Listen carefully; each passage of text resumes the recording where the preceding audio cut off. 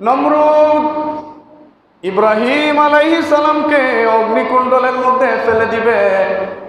অগ্নির মধ্যে এত তেজ, এত পাওয়ার যে কাছে যাওয়া যাচ্ছে না, ইব্রাহিমকে ছুঁড়ে ফেলাও যাচ্ছে না। আল্লাহু আকবার। ওই সময় নমরুদ এবং তার বাহিনীরা ইব্রাহিম আলাইহিস সালামকে অগ্নিকুণ্ডলের মধ্যে ফেলে দেওয়ার জন্য একটা সড়ক তৈরি করলো। নাউজুবিল্লাহ। আজকে আমার সমাজের যুবক যুবতীরা আমাদের বিধর্মীদের অনুষ্ঠান সড়ক মেলা দেখতে যায়। নাউজুবিল্লাহ। আজকে আমার দেশের যুবক যুবতীরা সড়ক মেলায় যায় সড়ক দেখার জন্যে, কিন্তু মূল ইতিহাস জানে না। হযরত ইব্রাহিম আলাইহিস সালামকে অগ্নিকুণ্ডলের মধ্যে ফেলে দেওয়ার জন্যে নমরুদ যখন সড়ক তৈরি করল, সড়কের মধ্যে ইব্রাহিম আলাইহিস সালামকে যখন বসালো, ইব্রাহিম আলাইহিস সালাম ওই সড়কের মধ্যে বসার পরে আল্লাহর কুদরতের ফেরেশতারা সড়কের এক পাশের মধ্যে বসে গেলেন। নমরুদ এই সড়কটা ঘুরানোর কয়েকবার চেষ্টা করলো। যখন চেষ্টা করে দেখলো সড়কটা তো ঘুরে না, সাথে সাথে শয়তান নমরুদের কাছে এসে বলল, নমরুদ, এই সড়ক তুমি হাজার চেষ্টা করলেও ঘুরাতে পারবে না, কেননা এই সড়কের মধ্যে আল্লাহর রহমতের ফেরেশতারা বসে আছেন। তুমি যাতে ইব্রাহিমকে ওই অগ্নিকুণ্ডলের মধ্যে ফেলতে না পারো। সুবহানাল্লাহ। নমরুদ বলল, দুস্থ হয়ে আমাকে একটু তত্ত্ব শিখিয়ে দাও, আমি কি করলে সড়ক ঘুরাতে পারবো আর ইব্রাহিম আলাইহিস সালামকে ওই অগ্নিকুণ্ডলের মধ্যে ফেলতে পারবো। ওই শয়তানরা তার শয়তানি চক্রান্ত নমরুদকে শিখাইয়া দিল। বলল, নমরুদ সাহেব, আপনার এলাকার সুন্দর সুন্দর নৌরমণীরা সুন্দর সুন্দর পতিতাদেরকে, সুন্দর সুন্দর নারীদেরকে ওই সড়কের চতুর্পাশে উলঙ্গ করে তুমি তাদেরকে রেখে দাও, দেখবে এক মুহূর্তের মধ্যে আল্লাহর রহমতের ফেরেশতারা এই সড়ক থেকে চলে যাবেন। আল্লাহু আকবার। আমার যুবক ভাইয়েরা, আজকে তুমি সড়ক দেখতে যাও, আজকে তুমি বিধর্মীদের মেলা দেখতে যাও, আজকে তুমি বিধর্মীদের অনুষ্ঠান দেখতে যাও, ইসলাম তো এটা সাপোর্ট করে না। কারণ অন্য বিধর্মীরা আমাদের অনুষ্ঠানে আসে না, আমাদের মসজিদেও আসে না, আমাদের মাহফিলে যায় না, আমাদের সিন্নির অনুষ্ঠানে যায় না, বিভিন্ন ইসলামিক অনুষ্ঠানের মধ্যে তারা যায় না। আর তুমি মুসলমানের সন্তান হয়ে তুমি কি করে সড়ক মেলা দেখতে যাও? নাউজুবিল্লাহ। আমার যুবক ভাইয়েরা, শয়তান বুদ্ধি দিল, ইব্রাহিম আলাইহিস সালামকে অগ্নিকুণ্ডলে ফেলতে হলে তার আশপাশের মধ্যে ওই নারীদেরকে, পতিতা নারীদেরকে তুমি উলঙ্গ করে রাখো, তাহলে দেখবে রহমতের ফেরেশতা চলে যাবে আর তুমি সড়ক ঘুরিয়ে ঘুরিয়ে ইব্রাহিমকে তুমি অগ্নিকুণ্ডলের মধ্যে ফেলতে পারবে। নাউজুবিল্লাহ। আল্লাহ পাক কোরআনে পাকের মধ্যে বলেন, তোমরা যত চেষ্টা করো, তোমরা যত ষড়যন্ত্র করো, আমার খলিল, আমার হাবিব হযরত ইব্রাহিম আলাইহিস সালামকে তোমরা অগ্নিকুণ্ডলের মধ্যে যদিও ফেলে দিতে পারবে, কিন্তু আমি আল্লাহ ওই আগুনকে ঘোষণা করে দিলাম, কুলনা ইয়া নারু কুনি বারদান ওয়া সালামান আলা ইব্রাহিম। সুবহানাল্লাহ। আমার যুবক ভাইয়েরা, হযরত ইব্রাহিম আলাইহিস সালামকে নমরুদ অগ্নিকুণ্ডলের মধ্যে ফেলে দিলাম।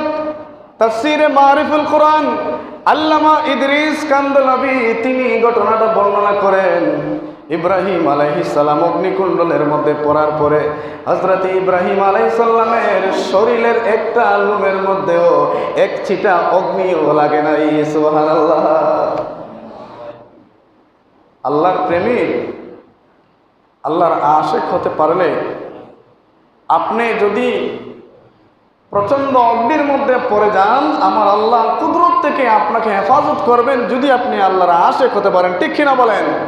আমার যুবক ভাইয়েরা, পরে ওই যে নর্তকীরা, পতিতারা, উলঙ্গ বেহায়া বেশ্যা নারীরা ওই সড়কের চতুর্পাশে উলঙ্গ হয়ে যে যারা দাঁড়িয়েছিল, চক্কর দিয়েছিল, শেষ পর্যায়ে নমরুদ তাদের কপালের মধ্যে টিপ দিয়ে রাষ্ট্রীয় মর্যাদা দিয়েছিল যে ইব্রাহিমকে অগ্নিকুণ্ডলে ফালানোর জন্য তোমরা যে উলঙ্গ হয়েছিলে, তোমাদেরকে রাষ্ট্রীয় মর্যাদায় কপালে টিপ দিয়ে দিলাম। আজ থেকে সারা বিশ্বব্যাপী তোমাদের প্রচার হয়ে যাবে, তোমাদেরকে রাষ্ট্রীয় মর্যাদা টিপ দিয়েছি, তোমরা ছিলে পতিতা। নাউজুবিল্লাহ পড়েন। আজকে আমার সমাজের নারীরা, আপনারা যদি জেনে শুনে বিধর্মীদের সংস্কৃতি, বিধর্মীদের কালচার, আপনি যদি মুসলিম নারী হয়ে, নবীর উম্মতি হয়ে আপনি যদি সেই কালচার গ্রহণ করেন, কাল কিয়ামতের ময়দানে আপনাকে রেড সিগন্যাল দিয়ে দিলাম, আপনি আমার নবীর শাফাআতের আশা করতে পারবেন না।